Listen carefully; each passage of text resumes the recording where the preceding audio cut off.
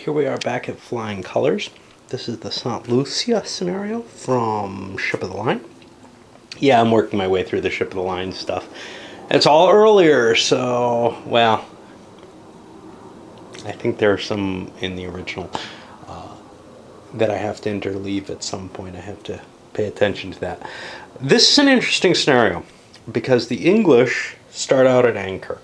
The French are going to pass by with 2 runs to try to wreck the English ships. Now, this is a situation where the English are in the midst of an invasion. There's a possibility that they'll have some land batteries. The map, this line here is all shoals, as is this. -1, I don't know what that means. I think that's on the ground table. But then D and A here are actual land, and they're impassable. The slightly darker area within the shoals, and you can't trace line of sight through them. Not that that's a big deal, because obviously I'm here, blockading or positioned outside the port along the coast. It's really unlikely that anybody's going to be trying to slip in behind the English ships. I'm going to have to look up the rules on the anchors, and if the guns show up, I'll have to look at that too. Now, so this is going to be done as 2 passes. The English, the French get to fight 1 5-turn scenario, and then another 5-turn scenario. And then I guess victory is adjudged at the end of that second one for whoever has the most damage. There's not a lot of time between these. Basically, the French pull away, reform their line, and come back again. You could, of course, play that all out, whatever. There are no rules for that. For the French fleet, okay.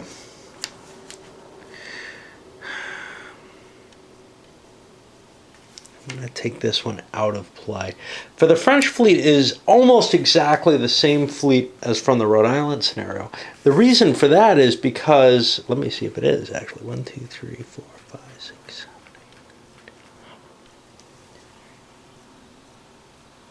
8. Indeed it is. With one change, which is the French fleet in this is the Sagittaire, and in Rhode Island, it was the Sagittaire B. I think that's a mistake. I think this is a later ship.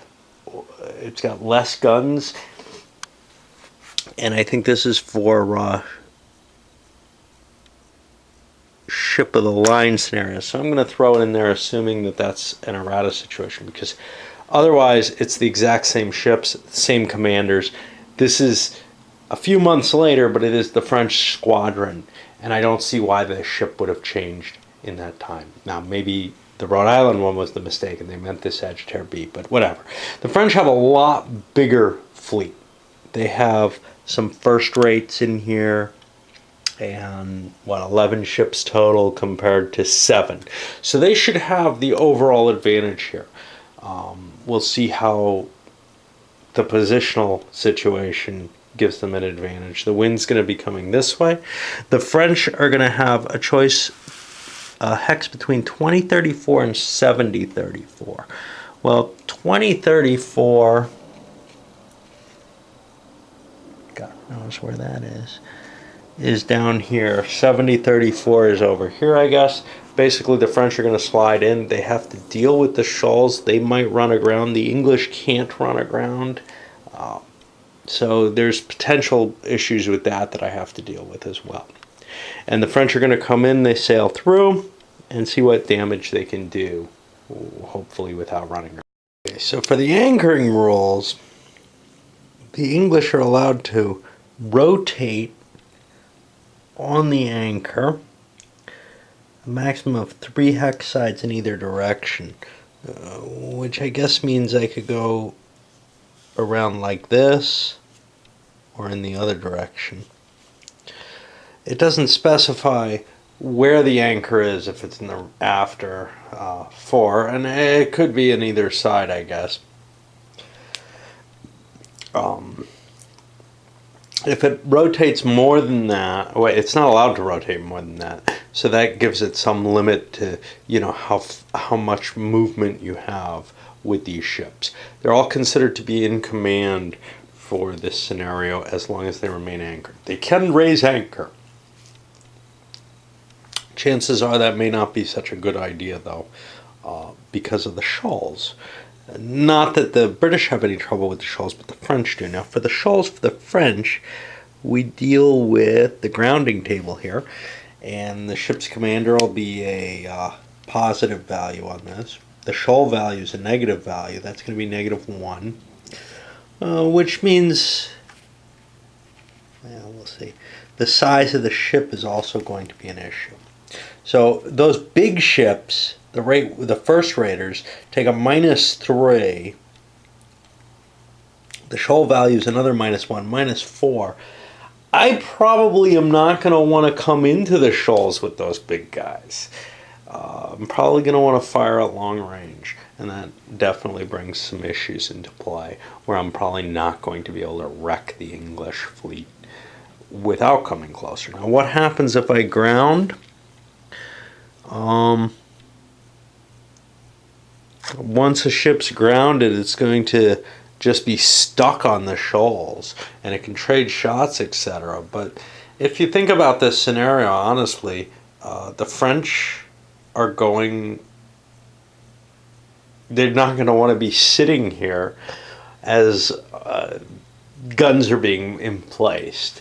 So I would think that a French ship that's stuck there might be a problem. Now, that may not be the case, because the way the game is worded, the French set up again and get to attack again. In which case, maybe it's not such a bad thing to sail up on the shoals. If you get stuck on them, hey, too bad, but we'll be able to trade shots for 5 turns, and I got bigger ships, right? That's probably how to look at it, is that they will be able to disengage from the shoals before the end of the scenario, and they don't really count as captured or anything like that, I think.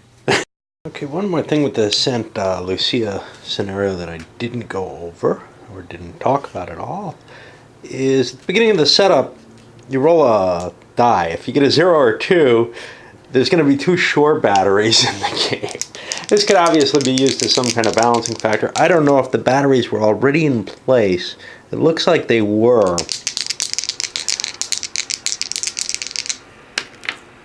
Now, the question here is, should they be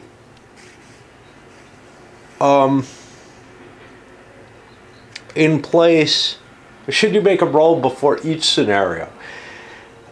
That makes the die roll a little more interesting, because historically it looks like they were there. It says, before D'Estaing could bring his fleet to bear, the British had taken 2 fortified positions, making the defensive position that much stronger.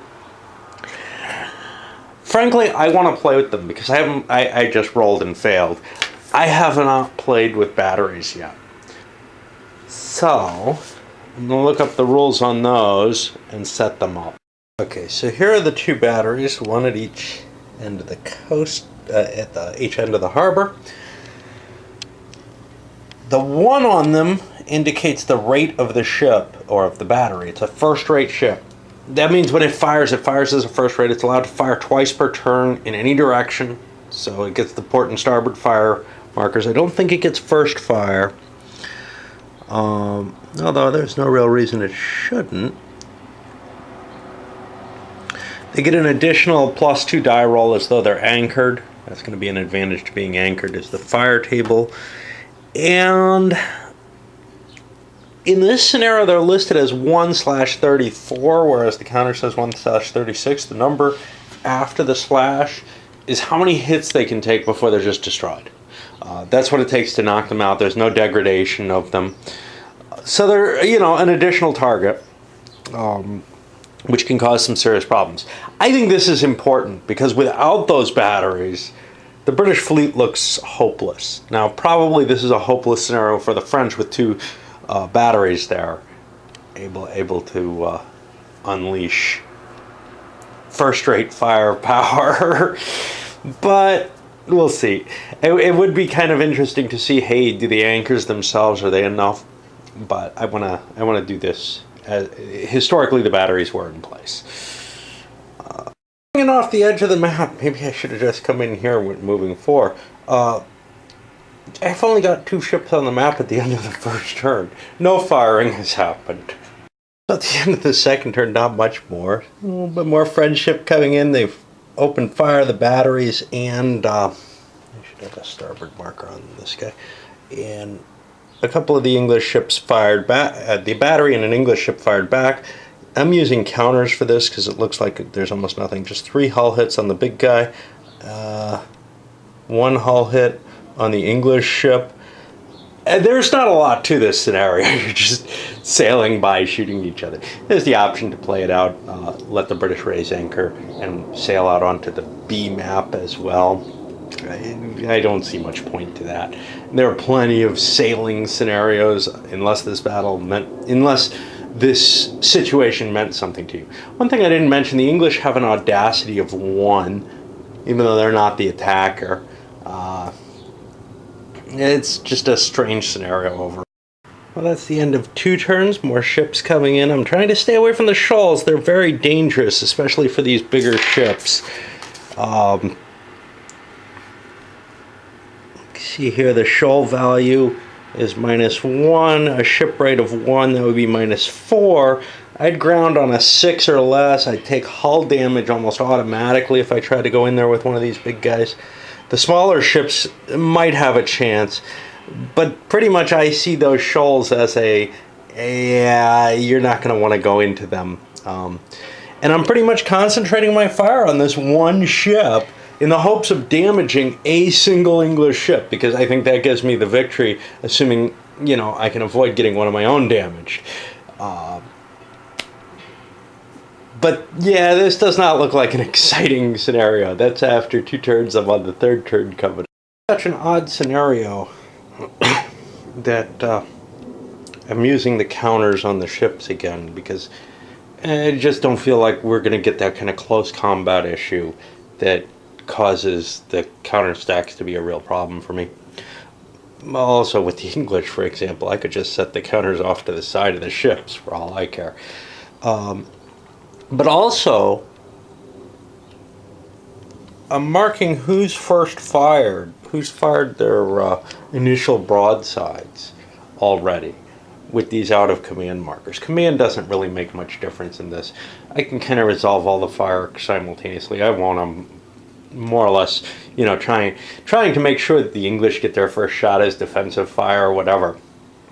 But there is a tendency for me to just move all my ships and then do all my fire at once. It has no real effect on the play of things. It's just, there's no real point to do it otherwise. It's simpler to handle that way. Situation going on, the lead French ship has taken tremendous amounts of damage. 14 hits, needs 1 more to be crippled. I'm trying to get it out of there. It's taken enough shots. It's been concentrating its fire, as with everything, on this 1 ship, but if I get that damage, damaging this doesn't help. It's pretty much the end of the 3rd turn. Really not getting a lot of purchase on this guy. I do come to some questions. I'm coming close to the end of the first segment of this scenario. After that, the reset up. Well, one question, can the French realign their column, because this ship really doesn't want to hit first. And then the second question is, and I assume the answer is yes to that. The second question is, can the English shift some of their ships in the anchorage? Because I'd like to get this guy way up to the front there. And again, I would think that's a little harder to imagine, but the English could lift anchor and they can drop anchor again. So I'm assuming if they have some time, they could shift him into a more protected position in the squadron. And that's how I'm going to handle that. I got to clean those fired markers off. Now here comes the real issue. Do I want to try some long-range fire at this thing to see if I can finish it off?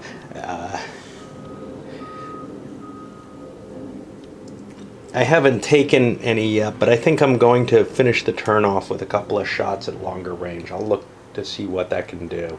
Not a bad chart on this one, but this guy firing at long range was unable to get a shot off that was effective. He still fires his broadsides. Hey, that's stupidity, but you know, you're allowed to kind of look at the chart, but my feeling is that like a minis game, you can't count the actual hexes, and it looked to me like this wasn't too far from this.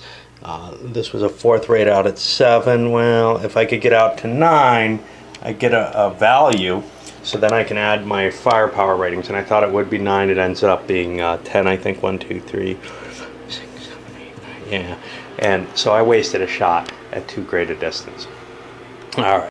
First impulse of what, turn 4 here, I had to follow the rules in terms of when to fire.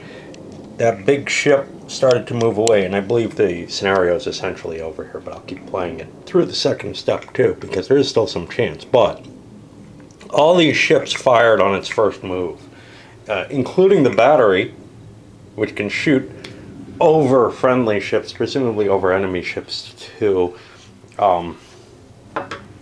Although it was actually out of range, so it wasted its fire. But these guys all fired. They managed to get a damage result on it, a couple extra hits on it, with actually more than I needed.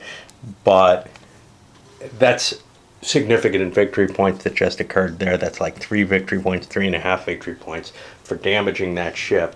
That's going to be a major hurdle for the French to try to overcome. They have to damage or sink a ship to be able to get above that. And if it's damage, it has to be something big. There's nothing that big, I don't think. Let's see what we got here. This would only be worth 2.5. So, yeah. Sinking seems to be the only possibility at this time. And as you can see, their fire has not been terribly effective. Strang decides to up the ante. Now, he's the flag commander here. He's parked himself, or slithered himself, onto a shoal here. Now, let's see what happens. I've never done this before. His quality is only a 2. Shoal value is 1, so he's at +1. It's a first-rate ship, so he's at a net of -1 for that. And he is grounded, and in fact, because of the -1, he's going to take a hull hit from that. He's just going to park here and start trading fire. Now, this is dangerous. He's not able to get off of there until the end of the scenario, I guess. I'm not sure how he manages that either, but that means he's going to come under withering fire, which will probably damage his ship as well.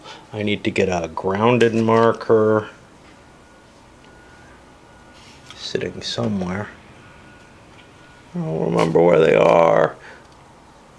Crap. There it is. The other set of fires. And we'll put that here for him. And, well, his movement point isn't going to help. It's the end of the fire on this 4th turn. We're pushing into the 5th turn here. And, you know, this thing's close to being damaged, but that doesn't make up for this being damaged. That doesn't make up for the fire this thing's going to take. That's my only other first rate. So both my first rate ships are going to be kind of beaten up. It's going to be a tough going for the French to manage to do more damage than they've taken. At the end of round 5, got this ship under fire. I've got to deal with that, see if it takes any extra damage.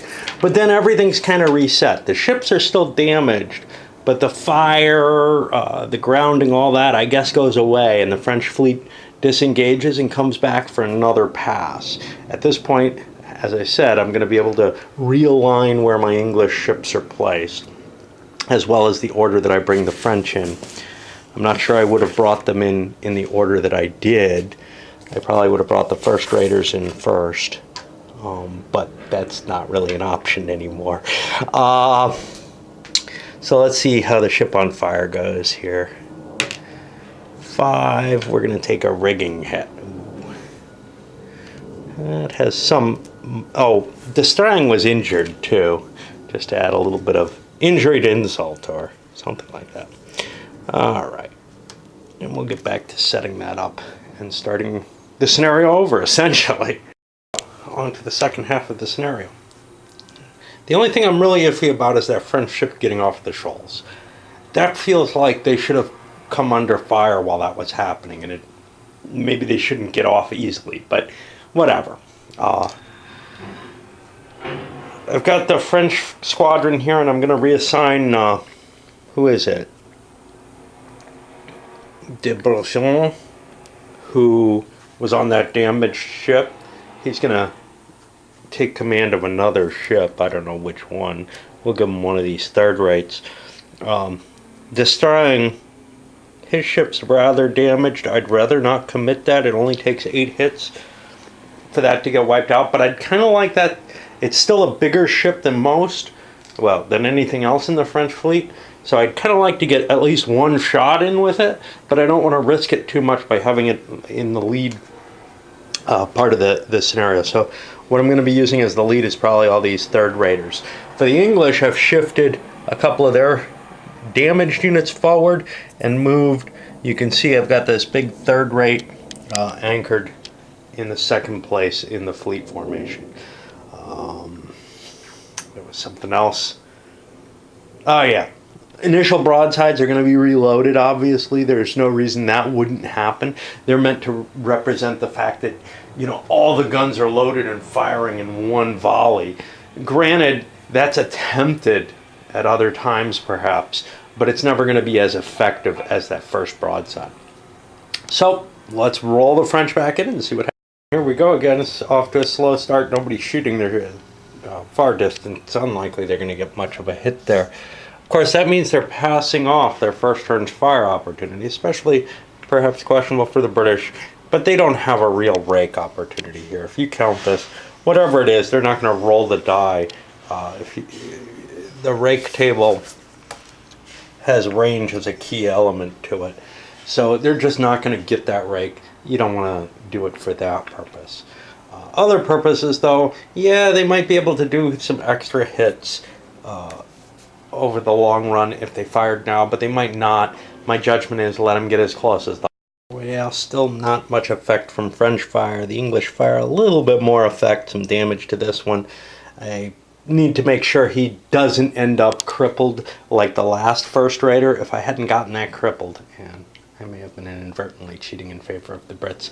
I misread line here. The when rotating at anchor, this +1, I saw that as a good thing for some reason. That's a bad thing. That's the rate goes up by 1. So I was decreasing the rate by 1. That's if you're actually in the act of rotating at the moment you make the fire opportunity. So if you do a rotation and your movement action will be the rotation. That's all you get to do in your movement. It's not like turning during normal movement. So your entire movement is going to be rotating around the anchor, and you'll be penalized if you take your fire action while you're doing that. Instead, that may actually have given the Brits the win by causing this ship to be damaged. All the fire I was able to direct it in at a couple of these ships. Oh well. They had exceptionally good gunners that day. As it is, the damage to the English ship was actually pretty impressive, though. We're not seeing that happening down here so far. Anything that looks impressive at all. As we push into the final turn of this sort of drive-by shooting, the French are bringing in their first rate, hoping to get one shot in on this, and then another fourth rate down, or a fourth rate down here. But the chance of getting 5 hull hits to do a damage is almost nothing. This thing is the most likely to get hit. It needs 3 more hits. I've actually got some first fires up here that maybe I can make, but the third rate may be in range. Maybe this guy can get a shot in. It's pretty unlikely, I think, that I'm going to hit. I can quickly test this out. 1, 2, 3, 4, 5, 6, 7, 8, 9, 10 hexes away on a third rate. Puts me on the 0 table.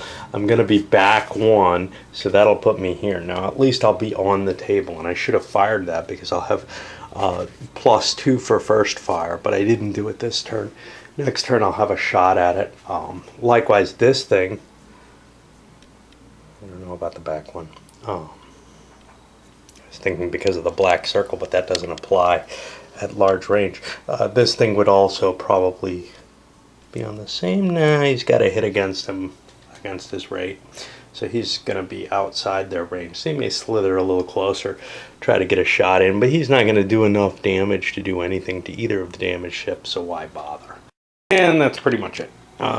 You can see the French got another couple of their ships stuck aground temporarily, presumably because they get off the map at this point immediately.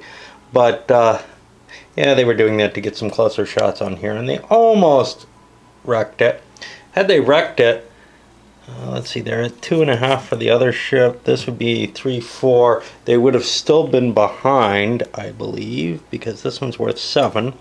They've also gotten a couple of their commanders wounded. This guy was wounded now. This guy, of course, from before. Neither one dead, but you know, with the guns in place, this is pretty much going to be a British victory. Without the guns in place, maybe it would be worthwhile to get some of your ships stuck on the shoal and try to, you know, just pound the crap out of one of the early ships in the line, because you'll outgun it. You don't necessarily outgun this. This is a first rate. So, I don't know. I mean, this is kind of one of those silly scenarios. You have a lot of them over in SFB as an example, where they're trying to use the system to portray something that's kind of an interesting situation, but it's not necessarily an interesting battle to play out in terms of as a game. It's just, okay, look, the system kind of works. It kind of shows that you can't just do this. You know, if the Brits are holed up in some shoals, they're going to have a pretty good defensive advantage there, especially with the artillery placements in place. Anyway, I'm glad I played it, I guess. It's not something I would want to play again, but it's kind of neat to see it out. So that's St. Lucia. I don't know if I'm going to go on to another one right away. Ooh, it looks like we got a big one coming up. I've kind of wanted to play another big one before I do a review, and then kind of decide, okay, maybe I'll come back to this occasionally as I play other games, because there are a lot of scenarios in this. Or maybe I'll just decide the hell with it, but that's almost impossible for me to say, okay, I'm done, you know. I mean, SPQR, I was driven to finish in that way, and I think the same is going to happen here, because it is not a miserable game. I'm getting some enjoyment out of it, but if the big battle with me keeping things on paper doesn't work for me, then I think I hang it up, because to me this is for the big battles more than anything else. And I've been doing a couple of smaller ones. They were easier. I did a big one that was all maneuver. How will this next one go? Will it end up being all maneuver? It doesn't look like it. It's only a 2-mapper, so it's not going to be like Ushant was. Although it's kind of interesting there. All right. Well, let's see.